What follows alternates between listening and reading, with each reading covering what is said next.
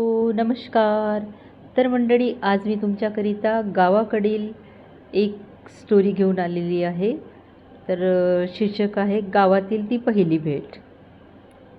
तर गावातल्या त्या सकाळी वातावरण खूप सुंदर असतं. आपण सुद्धा बघितलं असेल. हिरवीगार शेती, पक्ष्यांची किलबिलाट आणि मातीचा सुगंध.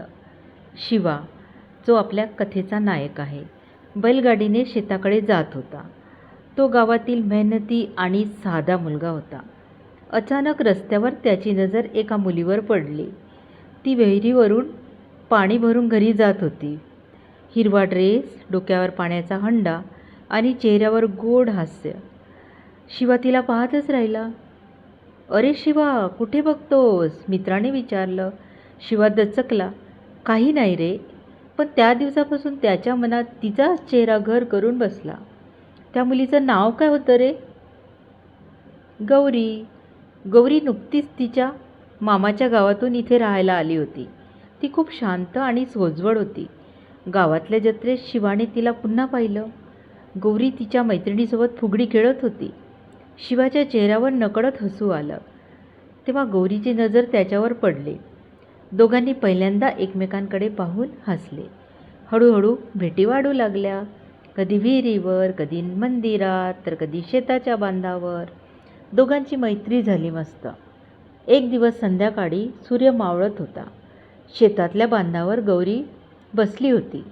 "शिवा," ती बोलली, "शिवा, तुला शहरात जायचं नाही का?" शिवा हसला. "माझं मन या मातीत आहे." गौरी त्याच्याकडे पाहत राहिली. आजकाल सर्वांना शहरात जायचं असतं आणि हा कसा मुलगा आहे, याला नाही? ती म्हणाली, "पण मला सुद्धा शेतात फार आवडतं." काही महिन्यांनी गौरीच्या वडिलांनी तिचं लग्न ठरवलं. हे ऐकून शिवाच्या पायाखालची जमीनच सरकली. कारण तो मनातल्या मनात तिला खूप पसंत करायचा. गौरीसुद्धा. गौरी ही खूप रडली. त्या रात्री दोघे गावाबाहेरच्या जुन्या वडाच्या झाडाखाली भेटले. "आपण आता काय करायचं?" गौरीने विचारलं. शिवाने तिचा हात हातात घेतला. "मी उद्या तुझ्या बाबांशी बोलणार." दुसऱ्या दिवशी शिवा थेट गौरीच्या घरी गेला. त्याने धाडसाने तिच्या वडिलांसमोर आपलं प्रेम व्यक्त केलं. गावात चर्चा रंगायला लागली. सगळ्यांना वाटलं आता मोठा वाद होणार. पण शिवाचा प्रामाणिकपणा आणि मेहनत पाहून गौरीच्या वडिलांनी थोडं मन रमतं घेतलं. नंतर काही दिवसानंतर त्याच्या लक्षात आलं की गौरीच्या वडिलांनी तिचं लग्न एका श्रीमंत घरात ठरवलं होतं. पण गौरीला हे मान्य नव्हतं. पण ती काही बोलूही शकत नव्हती ना. एक दिवशी शिवाला सत्य सामने आले. गौरीच्या वडिलांवर खूप कर्ज होतं. कर्जदार रोज घरी येऊन त्यांना त्रास द्यायचे. म्हणून ते गौरीचं लग्न त्या श्रीमंत मुलाशी करून देत होते. त्या रात्री गौरी रडत रडत शिवाला म्हणाली, "माझ्या बाबांनी आयुष्यभर खूप कष्ट केले. त्यांना आणखी दुःख द्यायचं नाही मला आणि म्हणून मी ह्या लग्नाला तयार झाली." शिवा काही क्षण काही बोलला नाही. दुसऱ्या दिवशी सकाळी तो गावातील सावकाराकडे आणि कर्जदारांना भेटला. त्याने स्वतःची शेती गहाण ठेवली, काही बचत खर्च केली आणि मित्रांची मदत घेतली. काही दिवसात त्याने गौरीच्या वडिलांना संपूर्ण कर्ज फेडले. गौरीच्या वडिलांचे हे पाहून गौरीचे वडील स्तब्ध झाले. त्यांच्या डोळ्यात अश्रू आले. "बाळा, आमच्यासाठी एवढं का बरं केलास?" त्यांनी विचारलं. शिवा हसत म्हणाला, "कारण मला गौरीसोबत तिच्या कुटुंबाचाही आनंद हवा आहे." पण अजून एक अडचण बाकी होती. शिवाच्या घरच्यांना हे लग्न मान्य नव्हतं.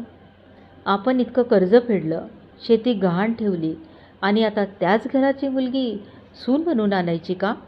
वडील रागाने म्हणाले. शिवा शांतपणे उभा राहिला. पहिल्यांदाच त्याने स्वतःच्या निर्णयासाठी आवाज उठवला. "आई बाबा, पैसा पुन्हा कमवता येतो, पण खरं प्रेम आणि चांगली माणसं पुन्हा मिळत नाहीत." घरात शांतता पसरली. शिवाच्या आईने त्याच्या डोळ्यात पाहिलं. तिला त्याच्या प्रेमाची आणि प्रामाणिकपणाची जाणीव दिसली.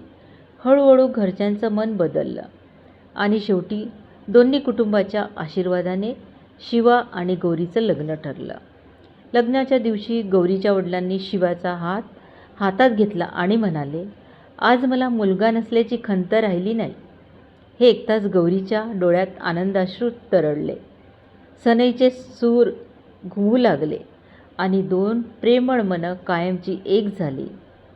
तर मंडळी, कधीकधी आयुष्यात शिवासारखा व्यक्ती यावा असं सर्व मुलींना वाटत असेल. तर आपणास ही कथा कशी वाटली नक्की सांगा.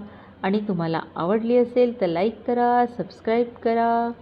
धन्यवाद. भेटूया पुढच्या कथेमध्ये. तोपर्यंत स्वस्थ रहा, मस्त रहा. नमस्कार. धन्यवाद.